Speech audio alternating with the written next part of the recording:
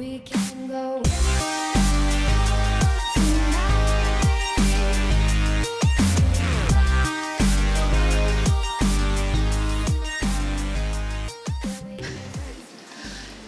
Miks ma olen Eesti Volkswageni klubis? Esiteks ma olen kasutaja nimega Martsipan. Ma olen Eesti Volkswageni klubi juhatuse liige ja tegelen siis paljude erinevate asjadega. Aga tulin ma alguses sinna klubis juhatuse koha peal e-poe halduriks. Seda lugu mulle meeldib rääkida, see on see hästi tore lugu. Ma ostsin endale ühe vana Volkswagen Vento. 94. aasta oma, roostetas hirmsasti, aga autot oli vaja. Ja siis 2 nädalat sain selle autoga sõita, kui ta mul katki läks maja ees. Enam käima ei läinud. Ja üksik naisterahvas tol ajal mõtlesin, et mida ma teen, kuidas ma selle auto korda saan, et mul on ju vaja autot igapäevaselt, et ma lihtsalt see oli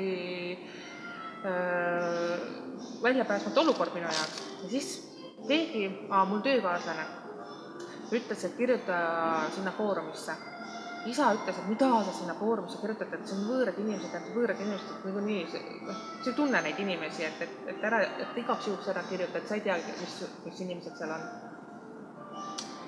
Aga mina siis ikkagi kirjutasin. Tegin endale kasutaja sinna ja kirjutasin, et mul on auto katki, käima ei lähe. Ja siis tuli mulle appi üks selline kasutaja nagu GTE. Ei, GTI. Jah, mitte GTE. Jah, GTI. Ja ta tuligi mulle appi, ta tuli mulle koju maja ette, tund aega pusis mu autoga ja sai selle tööle. Ja kui ma küsisin ta käest, et kuidas ma sind tänada võin, siis tema vastus oli, kirjuta foorumisse tänusõnad. Mul oli nii, mis mõttes foorumisse, et mis tänu see on.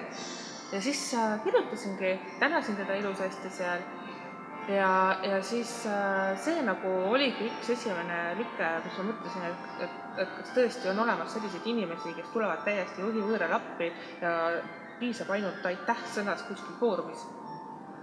Ja nii see läks. Ja järgmine oli juba öökruiis, kus siis ma nägin seda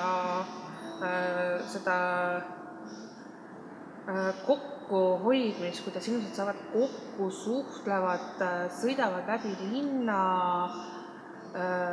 Mina tol hetkel olin üldse, ma tulin autost välja küll. Tavaliselt meil ju uued autost välja ei julge tulla. Mina tulin autost välja, seisin, vaatasin, et nii palju rahvas, oma seltskond, kõik saavad kokku, räägivad juttu ja siis tuli Kessu oma MK2-ga. Tal oli see siis veel vanas 6, roosad väljad olid all. Siis ma nägin kaugelt, mis mõttes sükke tüdruk tuleb ja enamus rahvast kohe tegid niimoodi, tule siia meie juurde. Ja mul oli ka nii, vau, ma tahan ka niimoodi, et mind kunagi niimoodi kutsutakse. Ja siis niimoodi oligi see tunne, et see on lahe seltskond ja kihv koht.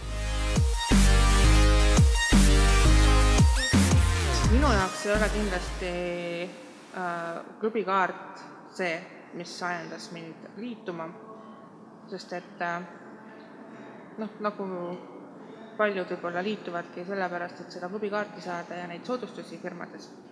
No võib-olla. Sa ütlesid, et töökruiis meeldis see fiilik, kas see oli kindlasti üks põhjuseid. Teine põhjuseid oligi see, et ma tundsingi, et ma tahan kuuluda sellesse seltskonda ja anda oma panuse. Muidugi seda oleks saanud huvilisena ka teha, aga ma tahtsin ikkagi, ma tean, see oligi, äkki oli see ikkagi klubi kleeps. Ma tahtsin kleepsu saada, sest et siis tuntakse seal tänava peal ära ja siis lehvitatakse. Äkki oli see.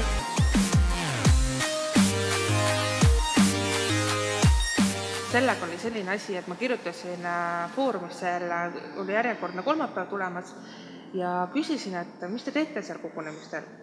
Ja siis sina ise vastasidki. Ma jumala hästi mäletan, sina kirjutasid, räägime juttu, vaatame autosid ja oleme niisama. Siis ma küsisin, et kas naised ka seal muidu käivad, et või mehed. Ja siis ma mäletan, eks ikka naised käivad ka. Ja siis ma ütlesin, okei, ma tulen siis ka see kolmapäev läbi ja et ma võtan siis pirukad kaasa. Ja noh, ja siis ma tulingi. Esimene kolmapäev mul olid kaneelirullid olid kaasas ja sina võtsid veel Coca-Cola kaasa või mahla, ma ei mäleta. Jah, jook oli sinu poolt. Noh, ja nii hakkaski. Iga kolmapäev, 2 või 3 kuud järjest, iga kolmapäev olime oma pirukatega see Mustika keskuses.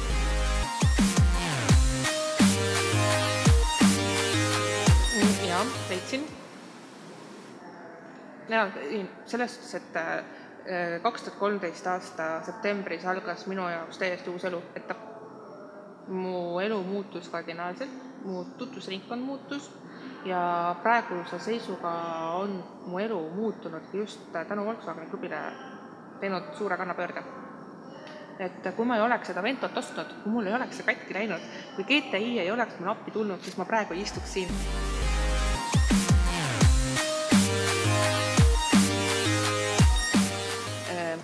Noh, e-pood oli see siis kõige esimene asi, mis me räägime nüüd juhatuse tulemisest. Oli kõige esimene asi, sellega oli päris palju tööd, koostööpartneriga suhtlemisi. Ma hakkasin tegelema sellega veebruaris äkki ja põhimõtteliselt kuu aega igapäevaselt ma sellega ainult tegelesingi. Ma arvan, et isegi rohkem kuu aega. Ma mäletan, märtsi lõpus siis läks pood lahti. Kuu poolteist põhimõtteliselt. Mul oli oma koostööpartner, kellega ma suhtlesin, keda nüüd kahjuks enam seal ettevõttes ei ole.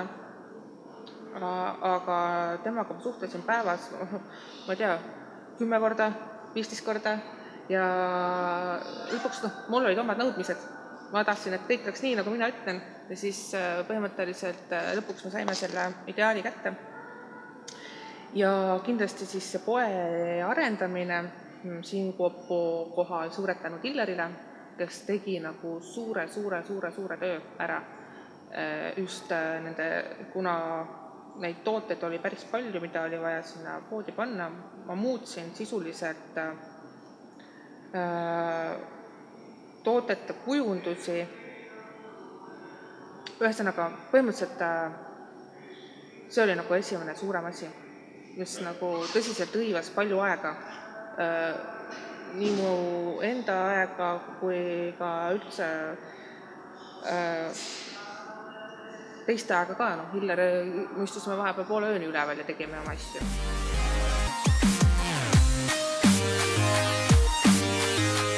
Ei ole enam. Alguses ma mõtlesin küll, et mida ma tegin, kuhu ma ennast mässisin. Ma ei saa mitte midagi aru, mida ma tegema pean. See oli nagu, alguses oli küll raske. Ma ei teadnud, kust otsast alustada, ma ei teadnud, ma nagu rapsin, ma tegin nagu natuke siit ja natuke sealt ja siis natuke kolmandast kohast ja siis üks asi jäi pooleli, siis hakkasin juba teist asja, nagu ma ei saanud seda nagu joone peale seda asja. Ma nagu tahtsin kõike hästi kiiresti teha ja ühesõnaga see oli päris raske oli alguses. Pluss siis muud asjad olid ka veel, mida ma tegin. Igasugused erinevad muud asjad, sest et mul oli käsil veel ka klubi põhikirja muutmine, siis oli see liitumise teema, et liitumised, see põhikiri saigi muudetud just sellepärast, et saaks uuesti liitumised avada. Sellest päris mitu asja oli korraga käsil, siis tegelikult oli raske. Aga praegu kui palju aega see võtab sul? Praegu? Igapäevaselt? Igapäevaselt enam ei võta aega. Ehk siis allatund? Jaa, oleneb. Kui mul praegu näiteks on mul põhimõtteliselt kõik asjad, mida ma olen ette võtnud tänase päeva seisuga, siis igasugused kampaaniad, mis ma olen teinud, kõik on läbi. Ja siis ma mõtlengi, et mul on nagu see, et mul on igav.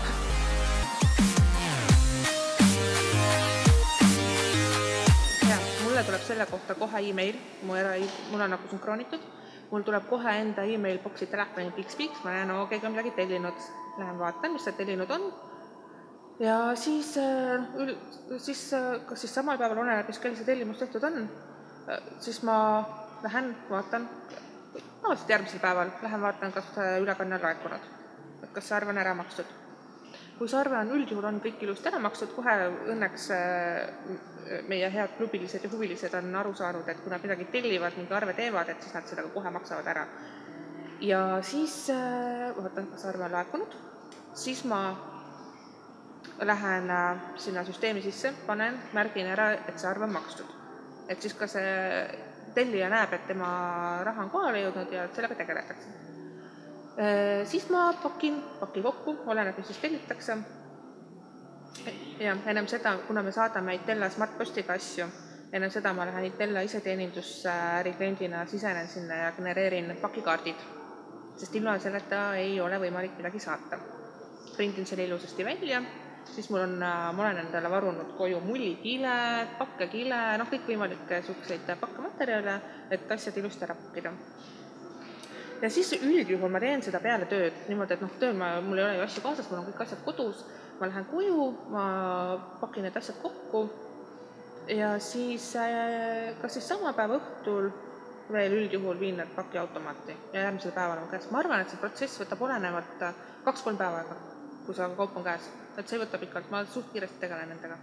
Ehk siis praegusel hetkel peale e-poe haldamist sul ei ole absoluutselt mitte midagi teha. Või sa tegeled mingisugused veel asjadega? Ma tegelen veel ka klubi liitumistega. Mis see tähendab? See tähendab seda, et kui sina liitud klubiga, täidad ankeedi, siis ka see ankeed tuleb minuni. Mina siis üldjuhul vaatan selle ankeedi üle, kas kõik andmed on olemas ja siis edastan selle kasutaja nime, kes on siis soovinud liituda, edastan selle kasutaja nime Arbole, meie siis foorumi administraatorile, kes siis teeb taustauuringut, vaatab, et ei oleks midagi kriminaalset ja siis lisab ta ühte vahegruppi ja see vahegrupp siis võimaldab inimesel või avab inimesel võimalus minna tegema arvet endale e-poes.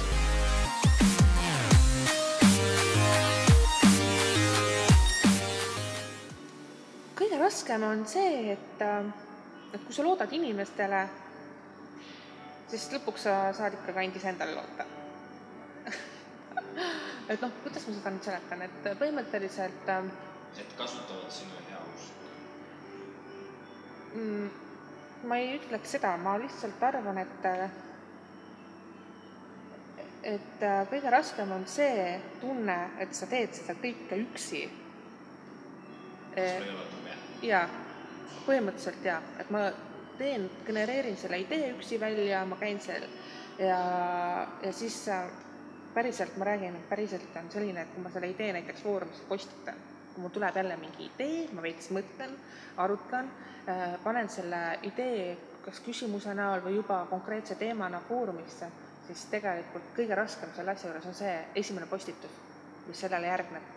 Alati hoian hinge kinni, et mis on see esimene reaktsioon nüüd inimeste poolt, kuidas see vastu võetakse. Ja kui ma näen, et ma lähen foorumisse, panen refreshina neid uusi postituse ja kui ma näen, et seda minu teemat juba keegi on kommenteerinud, siis sinna vaatama minemine on nagu kõige raskem, et nii, kas see nüüd võetakse hästi vastu või see aidatakse kohe maha. Et see on kõige raskem. Just see, et ma ei tea, mina endas olen kindel, ma tean, mida ma teen, ma tean, kui ma mingi asja ette võtan, siis ma tean, kuhu ma tahan, et see välja jõuaks, aga jah, kõige raskem on see esimene postituse lugemine. Põhjuseid on mitmeid, kes käib foorumis konkreetselt mingit abi saamas, tehnilist abi, kes käib seal midagi müümas, kes käib ma ei tea, oma autoteemat täiendamas, et ma arvan, et kuna meil on nagu hästi mitmekülgne see foorum, et kui nüüd võtta foorumit, et foorumis on kõik okei, aga kui nüüd võtta näiteks üritusi, siis ürituste poole pealt on see, et no näiteks, et mis soovitused sa annaksid nii kui ma olen täiesti lihtsalt võõras inimene ja siis ma saan teada, et seal toimub mingisugune öökruiis. Ja kusjuures, kui ma käisin Mustamäe Mölleris perepäeval, siis tuli meie juurde üks meesterahvas, ütles ka, et noh, ma ju tean teist küll ja ma tean, et te teete seda öökruiisi, aga ma ei ole kunagi tulnud, mõtlen raudselt mingi oma seltskond on seal ja et noh, kuidas ma tulen, samamoodi talvepäevadel puhul rääkisimegi, et noh, et okei, teil on seal jõulumäele talvepäevad, et teil on raudselt see mingi oma seltskond, et noh, mina uus, mis ma tulen sinna. Ja siis ma andsin talle, ütlesin talle, et mina olin ka kunagi uus. Ja mõtlesin täpselt samamoodi, aga meie, kes me juba, kuna üritustel käivad põhimõtteliselt ikkagi ühed ja samad näod, siis me tunneme selle uue kohe ära. Ja et ole lihtsalt julge, tule autost välja, küll me ise sinuga rääkima tuleme.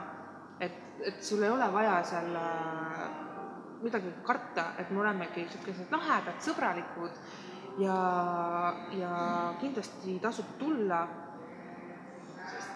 Kas nad saavad uusi sõprusi? Kindlasti, ma olen ise elav näide. Meil olid nüüd suvepäevad olid Mutipuhkekeskuses ja sinna tulid 2 tükki. Selles suhtes, et me ei teadnud, nad ei pannud ennast kuskile kirja, et nad tulevad, nad tulidki lihtsalt tulid kohale lihtsalt, ilma ette teadmata. Me Ristaga vaatame, kuulegi.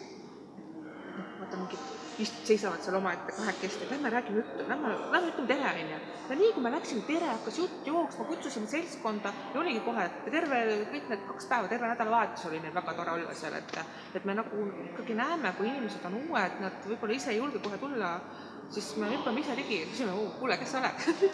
Et kindlasti tasub tulla. Et tegelikult see ongi ka üks põhjuseid, miks praegu sai nüüd suvepäevade või talvepäevade kohta muudetud, et just selle eesmärgiga, et saada uusi osalejaid talvepäevadele. Ja minu idee ongi see, et tuua uuendusi sisse, et lihtne on ju käia ette trambitud rada pidi ja lihtsalt teha seda, mis peab tegema, mis on vaja teha, aga et uusi asju tuua, siis sellega äkki tuleb uusi huvilisi juurde, uusi inimesi, kes osalevad üritustel. Et minu eesmärk ongi just see, et need vanad olijad teevad niikuinii, aga et oleks uusi ka, et just selle mõttega, et mis ma sinna ikka tulen, et seal on niikuinii kõik vanad olijad koos, et niikuinii teevad samad tassi seal 7 aastat juba kuutsi veel olnud, et raudselt on üks ja sama kõik. Et prooviksid see aasta sedapidi ja just sellepärast, et mitte traditsiooni rikkuda, vaid sellepärast, et tuleks uusi osalejaid, kes tuleks sinna üritusele koha peale.